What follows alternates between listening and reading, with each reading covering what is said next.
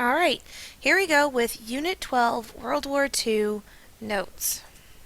First of all, take a moment. You've got space on your notes there to bullet point specific items. Make yourself familiar with this handout.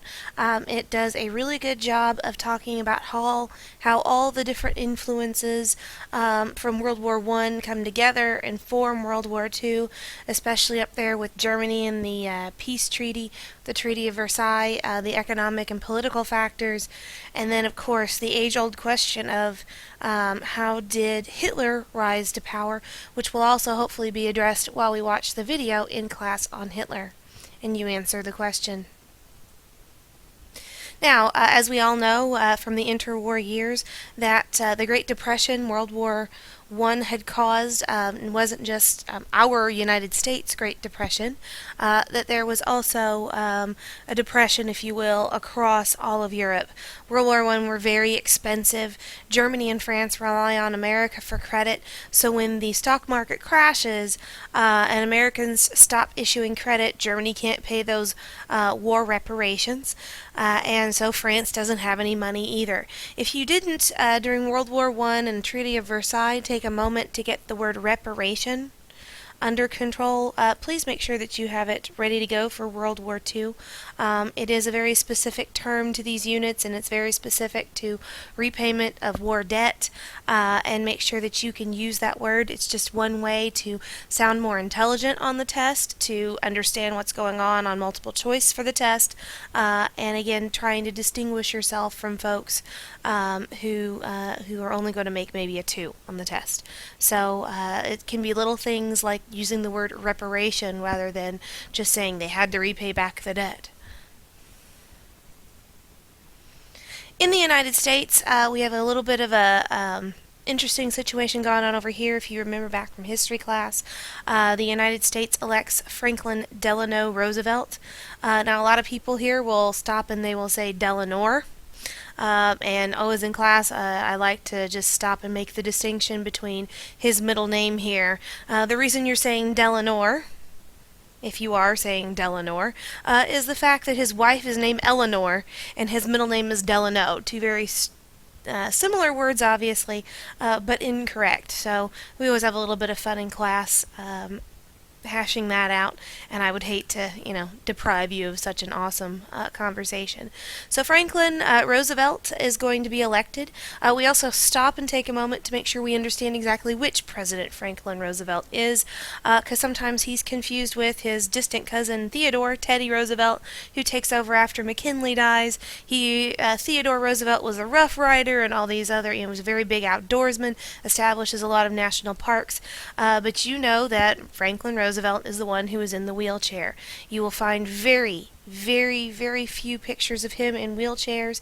The press wasn't allowed to take pictures until he came in. He was standing up.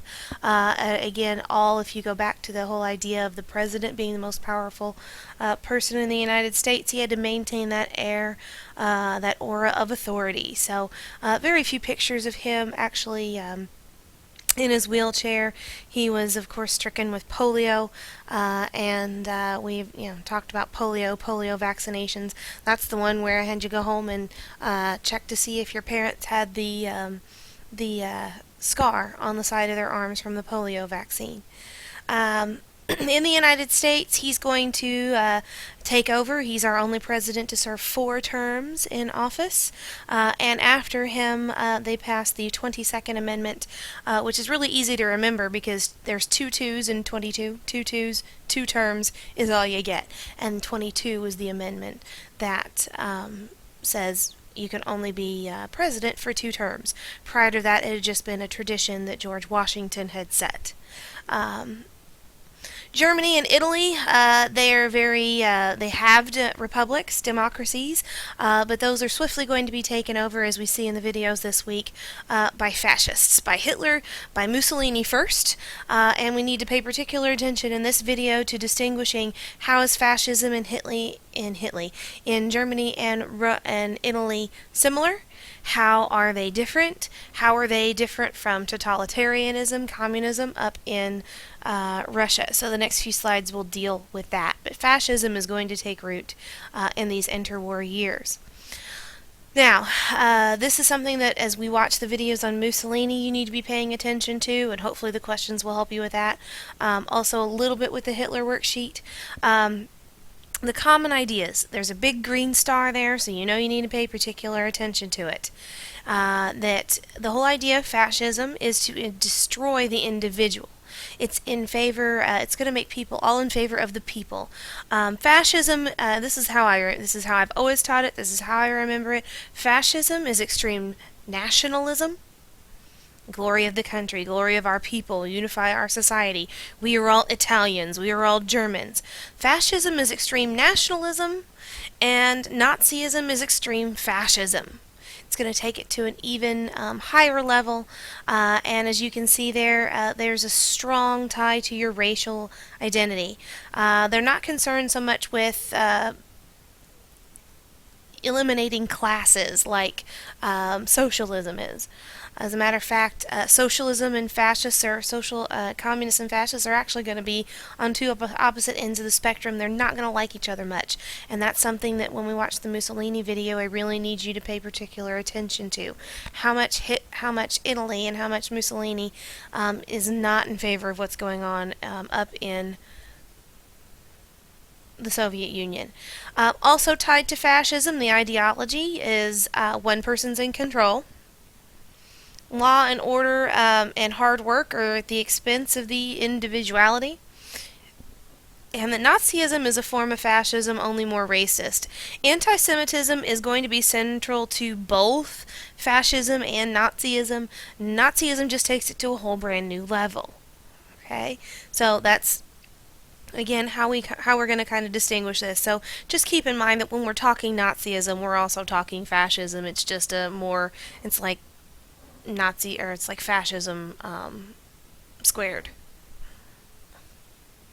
Or really, to put it in an even better way, fascism is nationalism squared.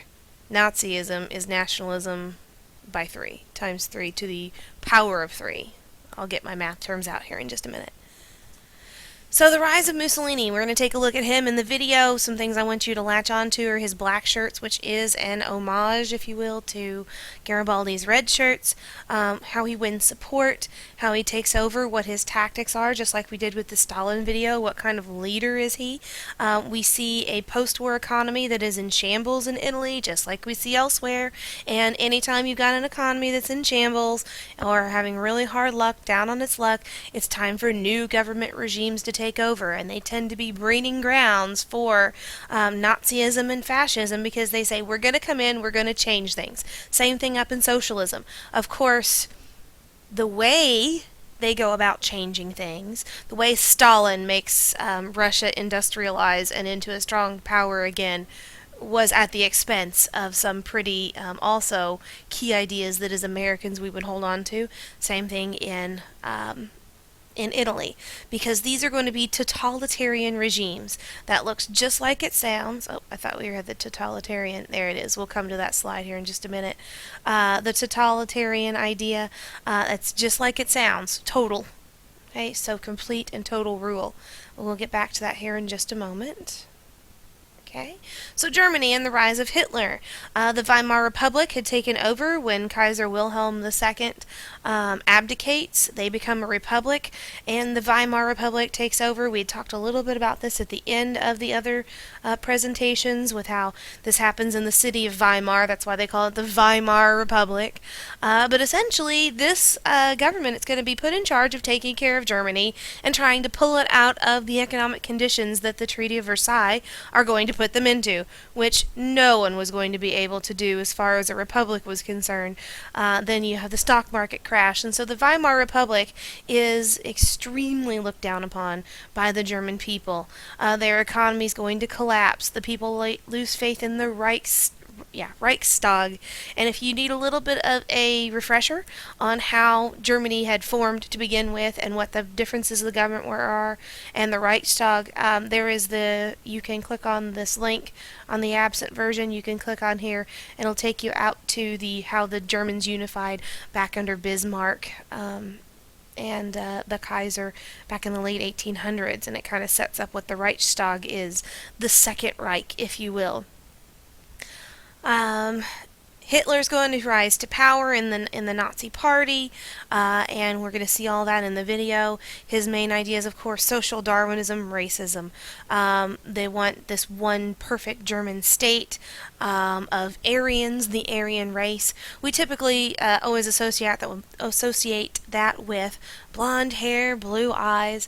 That wasn't strictly the definition, but it's the one that everybody remembers about this time period.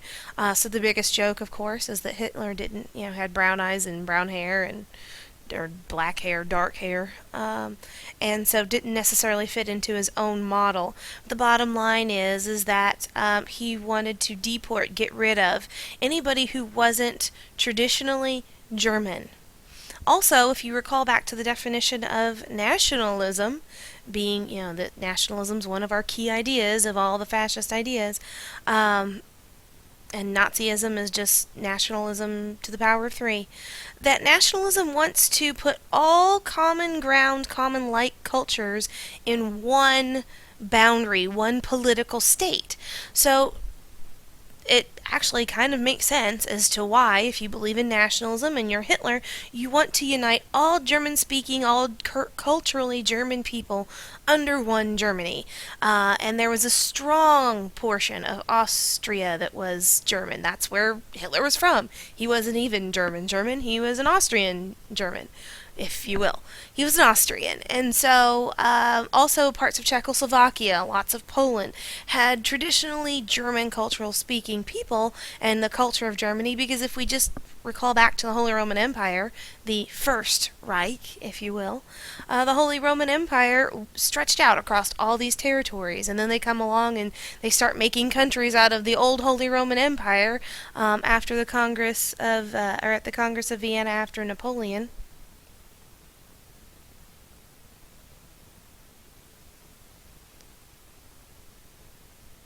So all these previously, sorry I got a little out of whack there, so all these previously German territories are now these new states. He also is going to want to get rid of anybody who is not German, which of course is where we get into the whole Jewish question, if you will, the vocabulary term Jewish question. He wanted to get rid of the Slavs and anybody who wasn't really supposed to be there. The Führer. The Führer, of course, is the name of Hitler. The Chancellor is what he originally is called, but his technical name will become the Führer. By 1923, the Nazi Party is going to dominate Germany, German government. Hitler becomes the Chancellor, he becomes the leader, and he takes full control, establishing that Third Reich. So if you didn't know what the First and the Second Reich were, but you knew that he was the Third Reich, we've pretty well figured that out for you. First Reich, it was I said it in the last slide, Holy Roman Empire. If you got that, you said that, you got it right. And the Second Reich, yes, if you said the time of the Kaiser, the government's, the Prussian territory, or the Prussian leadership, all the way up to